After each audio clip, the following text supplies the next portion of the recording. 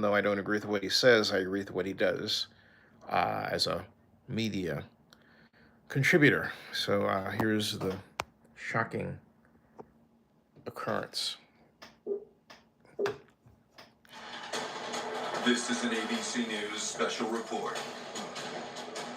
Good afternoon, everyone. I'm Kira Phillips. We're coming on the air because ABC News has confirmed conservative activist and podcaster Charlie Kirk has been shot during an event at Utah Valley University. The founder of Turning Point USA, a conservative student organization, is known for his outspoken views on politics, culture, religion, often taking his messages to colleges and universities, sparking sometimes pretty heated debates on campus. Let's get right to our chief investigative correspondent, Aaron Katursky. Aaron, what do you know? Two law enforcement sources confirmed to ABC News, Kira, that Charlie Kirk indeed was shot as he was speaking at an outdoor event at Utah Valley University. You're right, his presence there at the university had divided the campus, according to an article in the school paper, where there were people on both sides debating whether he should even be allowed to bring his message, often loyal to the agenda of President Trump, to campus. But he was speaking at this outdoor event in a courtyard. We've seen some video of that event. A shot rings out. The entire crowd goes scattering.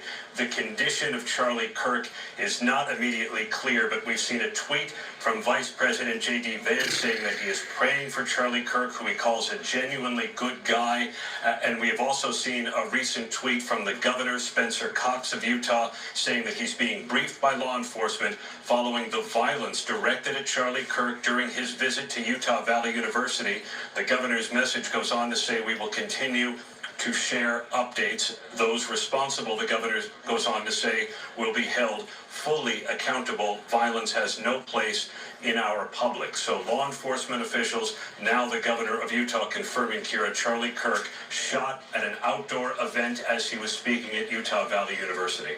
And we still don't know his condition right now at the moment. Let's bring in Chief White House correspondent Mary Bruce. She joins us by phone. It's no secret, Mary, that Charlie Kirk has said a number of controversial things over the years, in particular about DEI, Jews, women, LGBTQ community, people of color.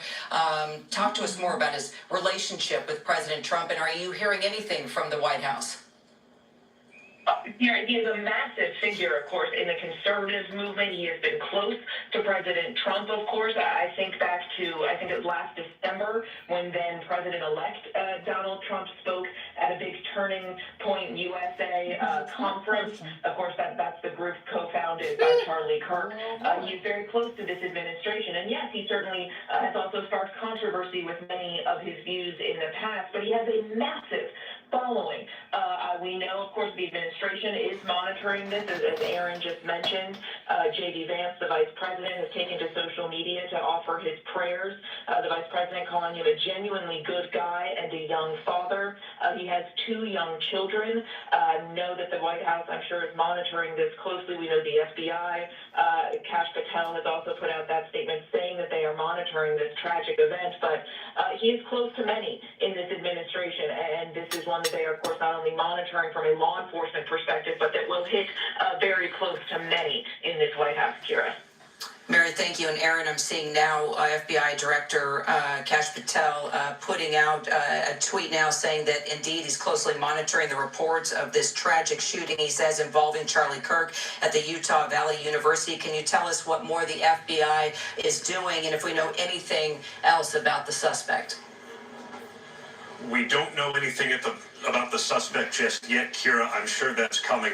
Orem, Utah, where UVU is located, where Charlie Kirk was speaking, has a very small police department that it shares with two other communities. So I imagine the FBI is going to be heavily involved in the investigation, and if necessary, any search for a suspect. Utah Valley University put out an alert confirming a single shot was fired on campus toward a visiting speaker. Law enforcement officials identified to ABC News as Charlie Kirk. Police are investigating now, and the suspect is in custody, Kira. According to UVU, the suspect is in custody. It's an older man. And so the FBI may be involved in investigating the circumstances of the shooting. if there are any federal charges One person. warranted, but the suspect is in custody, according to Utah Valley University, after shooting Charlie Kirk.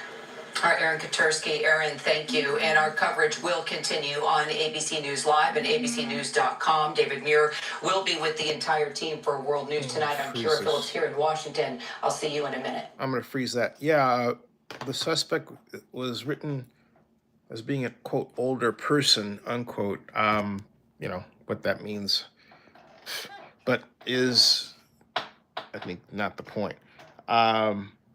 I am trying to find out who the name of what the name of the suspect is, because generally it shows up here on Twitter faster than other places.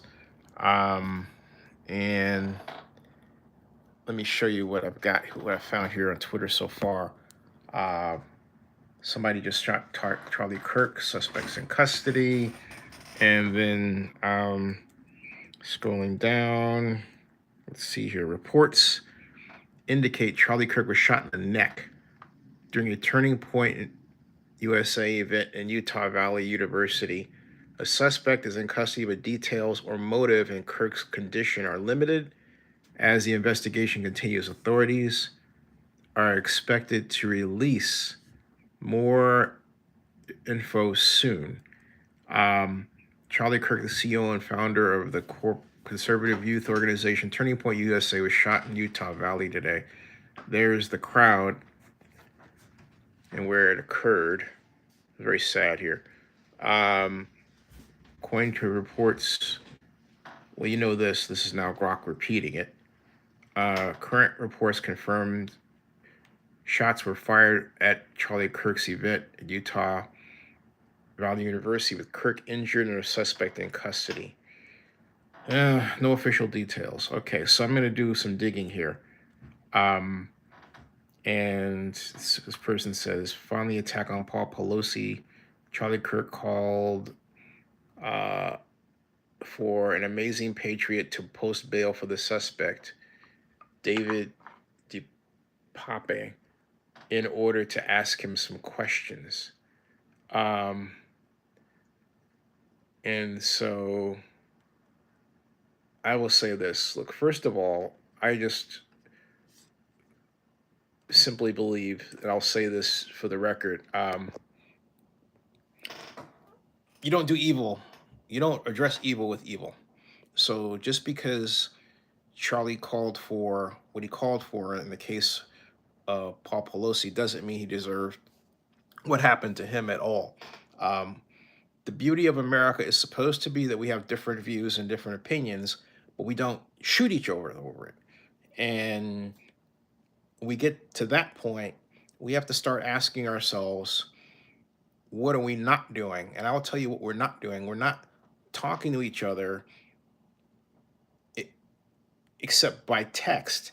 We need to go back to connection, even like video to video, so I can see you and hear you, and you can see me and hear me, and have more true social connection. That's it, folks. The answer really is that simple, okay?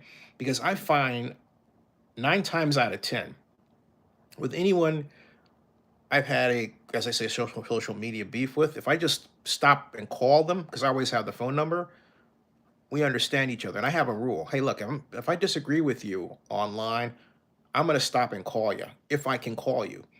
All right. If I don't know who you are, that's a different story. Okay. But even then, I will say, hey, look, who are you? I need to know who you are. I need to be able to call you. But a lot of people don't operate like that. And this goes back to a conversation I had with Randy Zuckerberg. Yeah, Mark Zuckerberg's sister, back in 2012, right after she started this trip app.